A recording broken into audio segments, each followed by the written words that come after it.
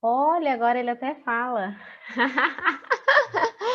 Boa noite a todos, então. Para quem não me conhece, eu sou Amanda Rodrigues, advogada criminalista, professora de processo penal, e a gente está fazendo aqui uma revisão para o exame da ordem. O tema de hoje, na verdade, vai ser continuar, né, a ser procedimentos. A gente vai ver o procedimento comum sumaríssimo e procedimento da Lei Maria da Penha, um pouquinho, alguns pontos específicos, e o procedimento da Lei de Drogas, ok?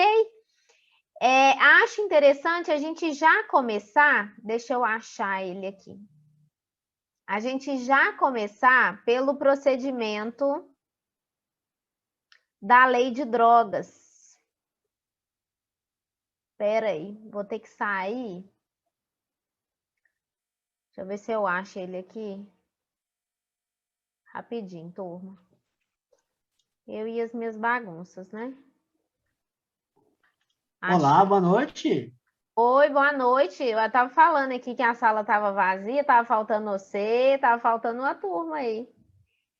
Tudo bem? Bem, e você, Renato?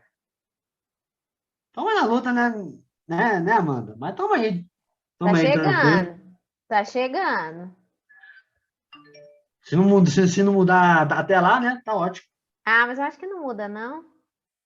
Acho que Ah, agora será? vai, hein? Acho que agora vai. Ah, os Deus concursos estão quiser, né? acontecendo, né? Teve concurso recentemente TRF. Deixa eu compartilhar a tela aqui.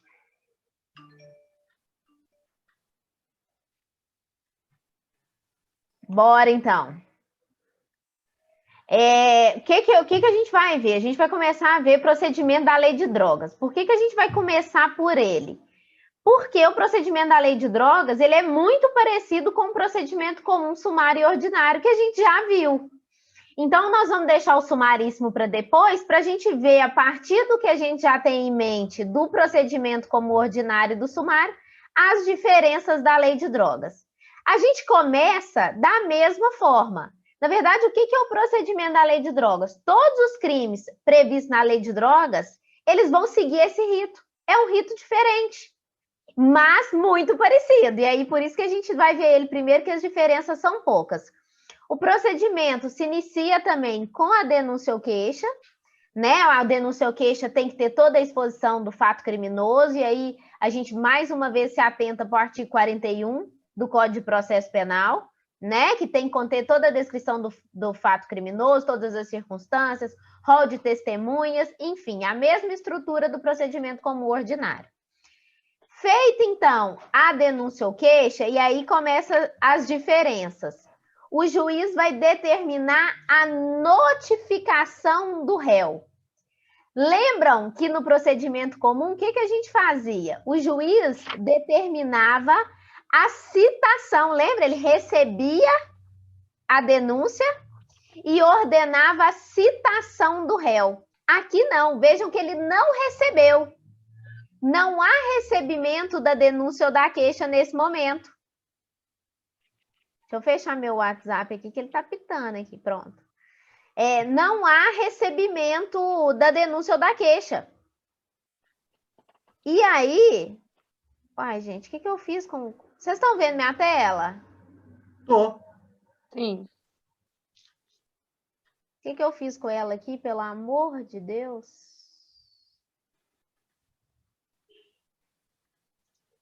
Tem que compartilhar de novo, rapidinho. Que eu fui fechar o WhatsApp e ela sumiu para mim. Então, determina notificação do réu. Não é citação porque não houve recebimento da denúncia ou da queixa. Ele vai ser notificado para quê? Para apresentar defesa. E aí é a segunda diferença que nós temos. Por quê? Ele vai apresentar, não é resposta à acusação. Então, muita atenção, principalmente para quem for da segunda etapa. Por quê? Porque se cair para você crime da lei de drogas, um tráfico, por exemplo, você vai ter que colocar o nome da peça após a notificação do réu é defesa prévia e não resposta à acusação. Qual que é o fundamento, Amanda? O 396 e o 396A? Não. O artigo 55 da lei de drogas. O artigo 55 me diz, depois de feita a notificação, o réu vai apresentar a defesa prévia. E o parágrafo 1º lá de 55 fala que nessa defesa prévia ele vai poder oferecer tudo que interessa à sua defesa, arrolar testemunhas.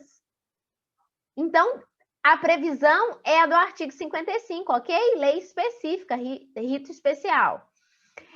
Quantas testemunhas eu vou arrolar? Outra diferença.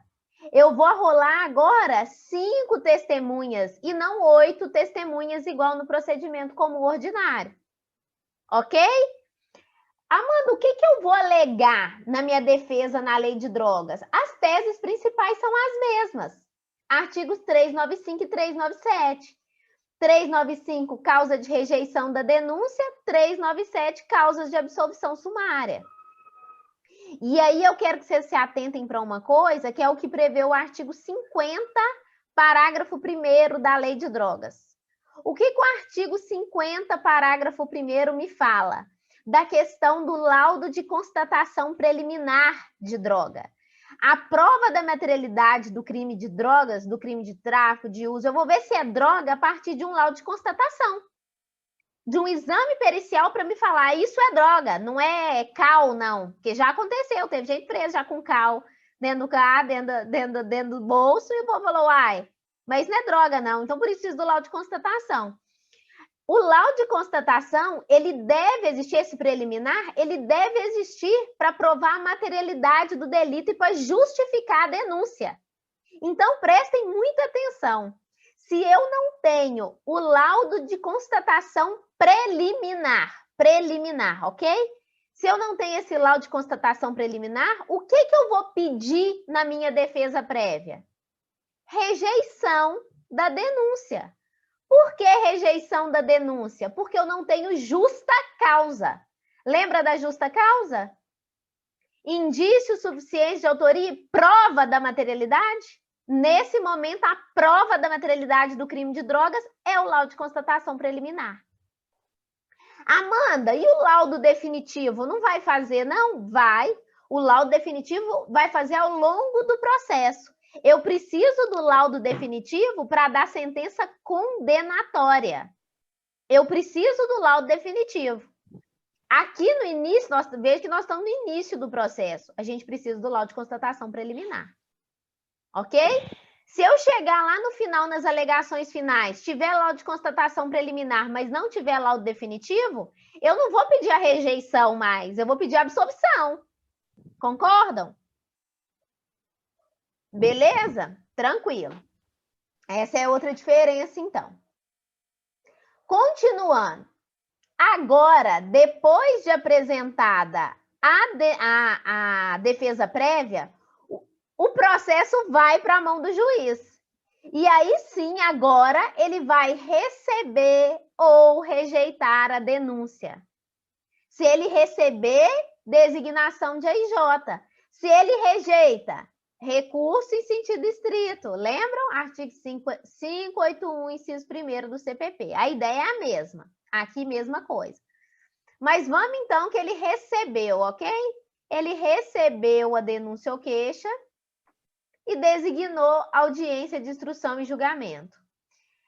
Qual que é o fundamento aí da audiência de instrução e julgamento? Isso aqui é um ponto que a OAB ama. Aqui é um ponto que a OAB ama. Por quê? Aonde que está prevista a audiência de instrução e julgamento na lei de drogas? Lá no artigo 57. E qual é o problema aqui? Se você vai estudar só pelo código, você vai abrir o artigo 57 da lei de drogas e está lá assim, ó. Na audiência de instrução e julgamento, após o interrogatório do acusado e inquirição das testemunhas, será dada a palavra sucessivamente ao Ministério Público. Então, o primeiro ato do artigo 57 é o interrogatório do acusado. Até hoje, vou ser sincera, até hoje tem juiz que bate o pé e queira fazer o interrogatório antes, mas isso já está pacificado no STJ e no STF.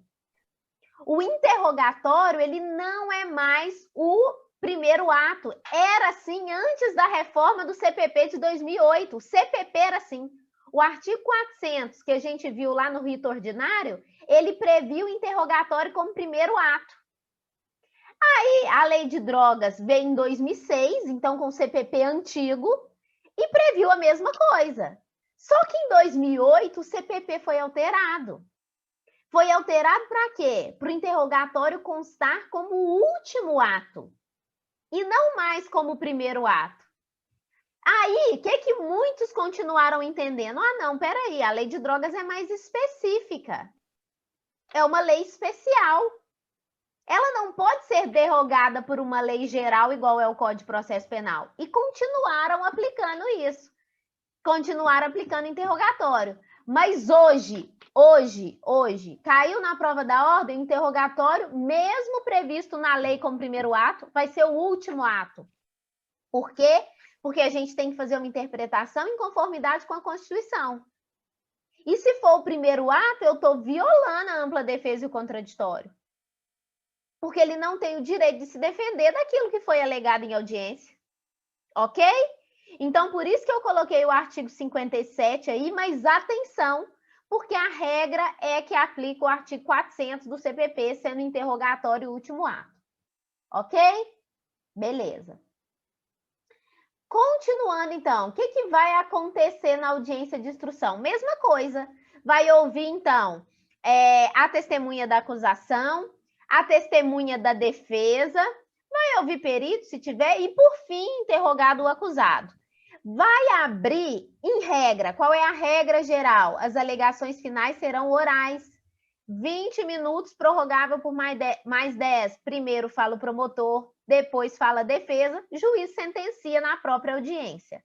Para nós, o que é interessante? Que a gente vai apresentar as alegações finais sob a forma de memoriais escritas. Então, por isso que a gente vai fundamentar aí também no artigo 403, parágrafo 3º e 404, parágrafo único, ambos do CPP, aí então CPP, mais o artigo 57 da Lei 11.343 de 2006. Por quê? Porque é o artigo 57 que me fala das alegações finais, mas ele só fala das orais. Então, se cair na prova da ordem segunda etapa, vocês têm que fundamentar também no 403, parágrafo 3º e no 404, parágrafo único, porque lá vai cair para vocês a forma escrita, né? As alegações finais sob a forma de memoriais. Tranquilo? Feitas as alegações finais de ambas as partes, primeiro promotoria fala, depois defesa, a gente tem, então, a sentença pelo juiz. Prestem atenção, então, para a gente recapitular, denúncia ou queixa, mesma ideia do procedimento comum. Juiz não recebe aqui a denúncia ou queixa, ele determina a notificação do réu. O réu é notificado para quê? Para apresentar defesa prévia e não resposta à acusação. O fundamento não é o 396 e 396A do CPP, mas o 55. O número de testemunhas são 5. As teses são as mesmas, as principais. Rejeição da denúncia, absolvição sumária. Pedir para que vocês se atentem na rejeição da denúncia para a questão do laudo preliminar de constatação de drogas. Se eu não tenho laudo preliminar, eu não peço absolvição. Eu peço a rejeição por ausência de justa causa. O juiz recebe, então, designa IJ e cita o réu. Vejam que a citação é agora, porque agora que ele recebeu, designa a IJ e vai citar o réu. O réu, então, vai comparecer à audiência de instrução e julgamento. Vão ser ouvidos ali as testemunhas da acusação, as testemunhas da defesa, peritos, fazer esclarecimentos e, por fim, vai ser interrogado o réu. Aí pedi uma atenção especial aqui, porque o artigo 57, ele não se aplica na íntegra, porque o interrogatório nele está previsto como primeiro ato. Só que esse artigo é inconstitucional, porque viola a ampla defesa e o contraditório. Então, a gente aplica o artigo 400, sendo o interrogatório o último ato. As alegações finais, sob a forma de memoriais, elas são fundamentadas no artigo 57 da lei, mas é importante fundamentar no 403, parágrafo 3º e 404, parágrafo único, porque é na modalidade escrita. Feito isso, vai para o juiz que sentencia. Tranquilo? Beleza?